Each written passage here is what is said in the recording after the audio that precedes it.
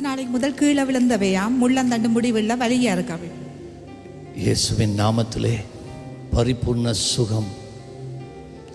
இந்த முள்ளந்தண்டு வழியாக உம்முடைய திவ்ய வல்லமை கடந்து செல்லுவதாக. இந்த வழி இப்பொழுது நீங்கி போக கடவது. Thank you Jesus.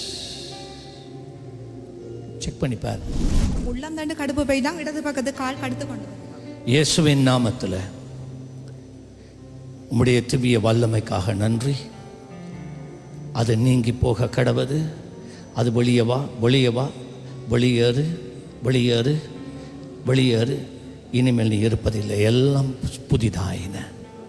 பாருங்க, நடந்து இப்போ நடந்து பாருங்க. லேசா இருக்கு.